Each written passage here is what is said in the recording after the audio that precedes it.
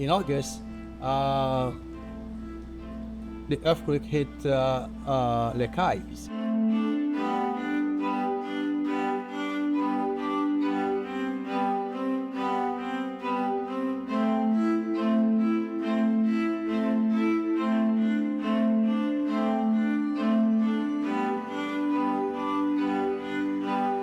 We flew to Port-au-Prince and then flew to Jacmel, and then we decided to go to Les Cayes. And I phone Serge. I asked him to make arrangements for us for hotel, where to stay, and then we went and we met him. And from there we went and visited about 25 homes that needs to work on, and plus houses that we are rebuilding. On Saturday, we decided to go to the villages and see what is happening. So we went there. As we were climbing the hill, maybe I got tired a little bit. Maybe I wasn't in shape to climb. So I stopped at the house, and I didn't know where I stopped. It was at Phara's house, and I met her, and I started talking with her, and she was explaining to me, and I saw her with a crutch, and he told me she had an accident, in motorcycle accident, and she had 7 surgeries. So Dr. Allen was way up. I waited until he came back, and then introduced him to Phara, and the rest. That's why we are here today. The rest is history.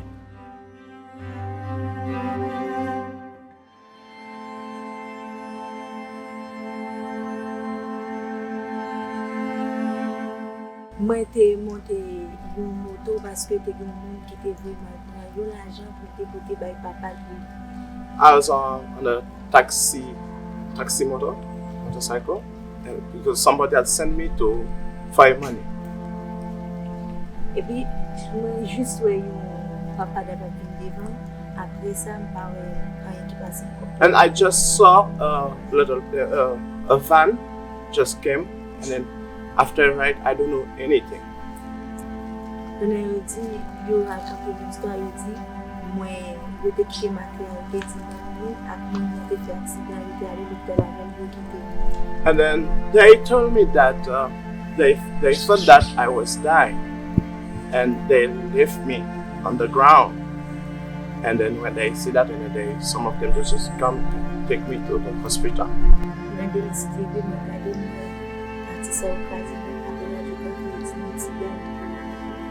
And the next day, I can see that all the bones on my foot, kind of break down, mashed up.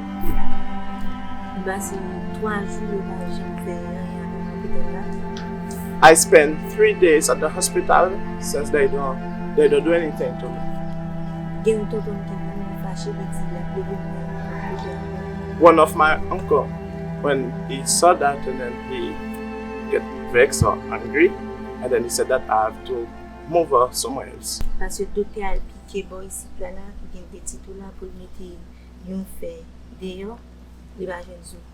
And then when the doctor now try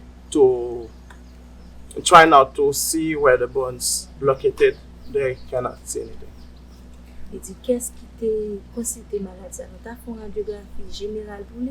And then when the doctor asks, so who saw her first? They're supposed to do or send her to do an X-ray first. And then they said that the bones that get infected, it's broken. And then now when the infection get cured, they go back to the surgery room now, and then they try to put the thing that they necessary in there.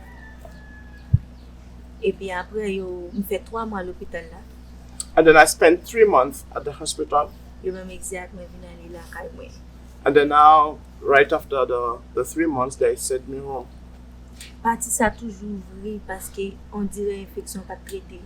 As you see this part, you could see that it's still open. Like I could say that she never get healed. Moi, j'étais obligée de retourner à l'hôpital encore parce que un jour, je fait un pansement, un morceau qui sorti pour tomber. And then she said that she had to go back to the hospital because while she was watching the food, there was a piece of the bone that dropped out. And then now, when she reached at the hospital, now they hold her so that to redo the surgery. Le docteur a dit que ça, la prend une zone bassin, pas ici comme ça, pour lui mettre dans pied la fait tibialisation. And then the doctor said that he had to take a bones from this part so that they will to add it on the foot so that to see if he will get through the surgery. La pas enlever partie parce que he said that he will remove all these parts because they're already spoiled. Et puis après le film fait ça, il est la caméra. Afterward, the doctor sent her at home. She could never walk on her feet. She has to go back to the hospital.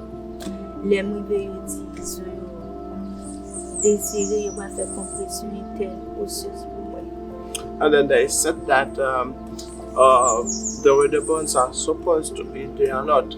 So they have to do like intern pressure, something like this, on the bones.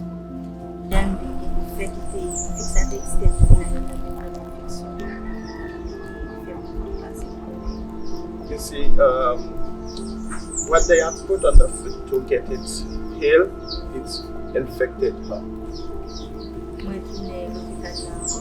For another time, she has to go back to the hospital once more.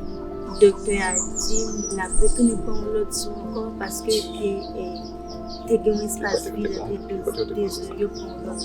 okay, the doctor said that this time I have to take another bones on the side so that they could see if that will work.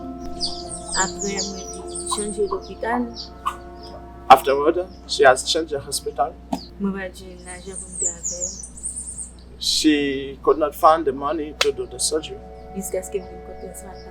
until she met Pastor Oro. C'était dans soir, vendredi soir, tu as une veille qui t'a fait et aux alentours de la Kaila, l'église qui t'a organisé. It was a Friday night. My church was organizing a prayer night, all night. My feet was hurting. I couldn't go to that prayer to the church. Si les besoins que nous utilisons parce que je souvent dit que capacité. I stayed home and I prayed and I said, God, a lot of people are telling me that God can use you because you have a lot of talents. And I said, God, if you want to use me, do something for me. Moi, je dis que ça, c'est pour les pieds, ou bien c'est pour utiliser moi pour moi j'ai l'argent mal opéré. I said, God, you have either to heal me or help me find the money that they asked my father that we didn't have to go do have another surgery done. Le mercredi, la même semaine, je suis gênée sur ça aussi parce qu'il est vraiment nécessité pour cœur.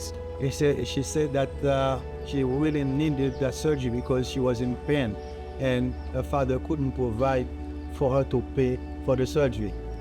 Toute la nuit, à 3h du matin, je me suis levé, je prié, je me crié des pensées. He said, I was weeping before God at 3 in the morning to ask God to do something for me. C'était moi, papa, seulement qui était dans la casa, toute l'autre semaine, elle était dans la chambre. He said it was only my father and I who were at the house. My sisters went to the church, but I stayed home because I couldn't go. Le matin, bien bonheur, je me levais, mon staff, mon monté pour la calle. And then on a Saturday morning, I saw a bunch of people, among them some white people, going up, coming by my house. Moi, j'étais couché, je me pressé, levé, je me prenais son sac et He said, when I saw them, I didn't even have time to take my crutch. and I jumped, and I was so happy to see them. Et quand ça rencontre avec pasteur Oro, qui dit c'est là qu'on a prêté pas monter plus loin parce que mon était vraiment gros. That's when I met Pastor Hugo, who said he's not going anywhere else. He's going to stay in my house. Et puis moi approché, il m'a dit bonjour, moi pas chez vous chita. She said to me, bonjour, pastor, bonjour, monsieur, and she gave me a chair to sit down. Et quand ça il m'a dit qui ça m'a gagné, puis moi commencer à raconter. And Pastor Hugo asked me what's wrong, and I started explaining to him.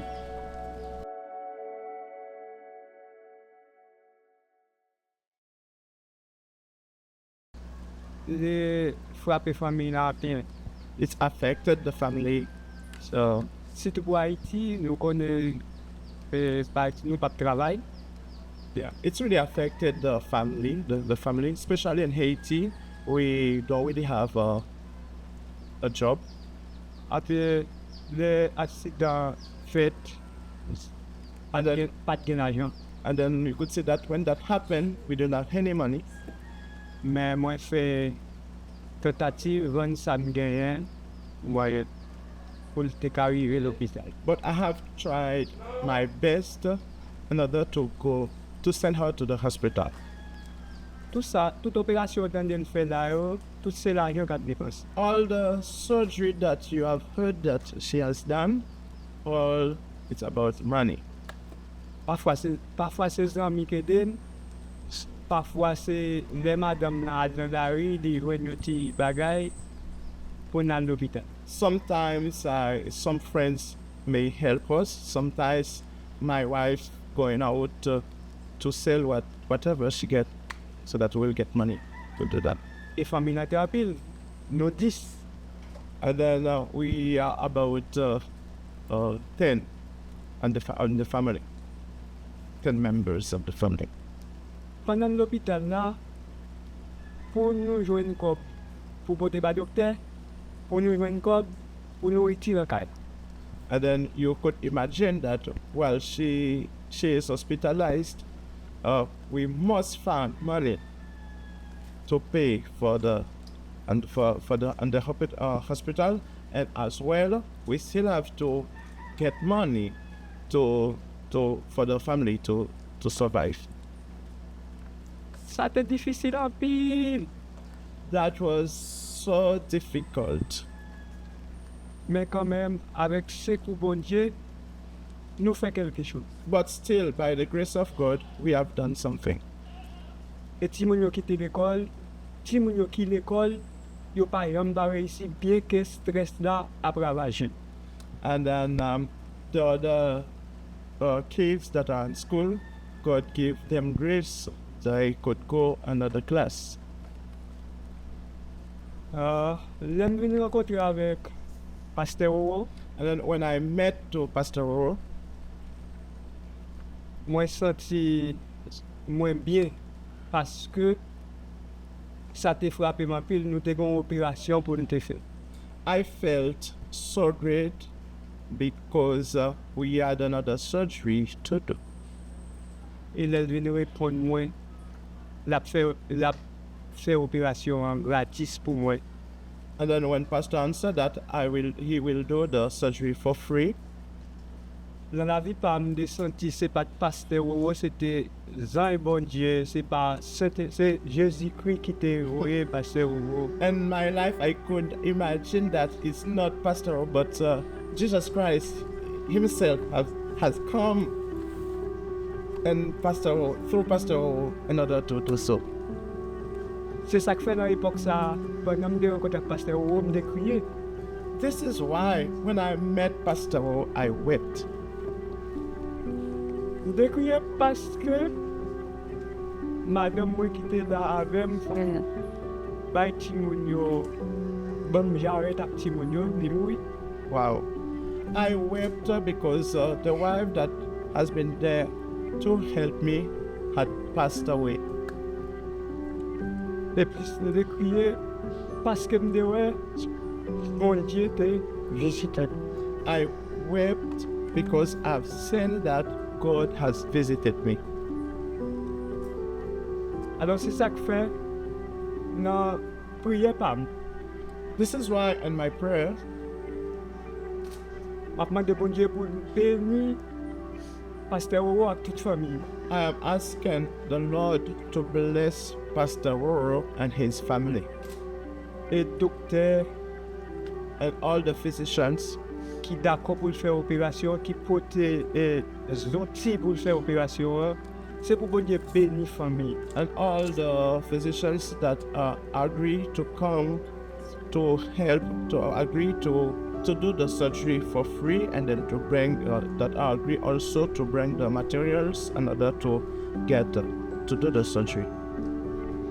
Et chaque monde qui assiste faire, que And bon Dieu bénit famille, et spécialement M. Sey. I want to say also that God will bless all those who have come to help us, especially Pastor Serge. Merci. Thank you.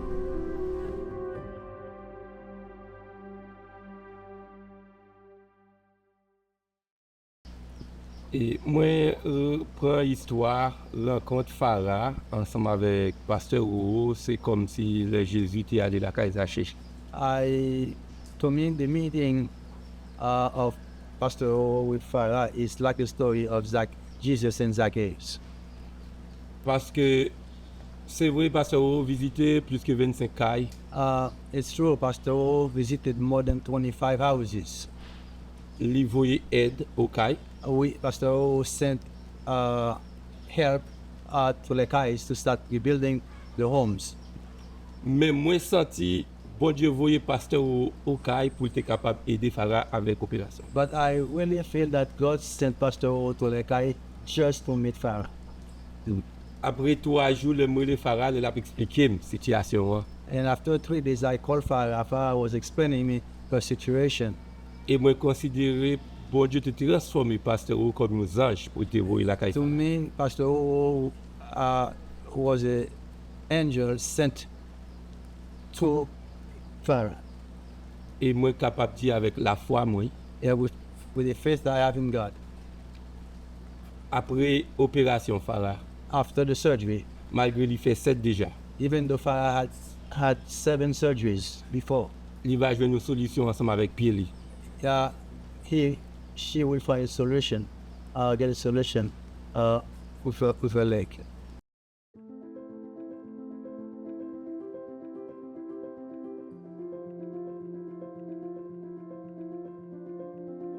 She had what's called an open tibia fracture, a very nasty injury. You know, the fracture itself is not unique. It's a higher energy injury that you would see in the United States. Same thing if you have a motorcycle accident or a bad car accident. How it's treated is different. The records that are available are more or less non-existent, other than some X-rays. So a lot of it is to making some assumptions on what she is telling us as to what has happened and what has gone on. At some point it was infected. It sounds like a lot of damage to the bone.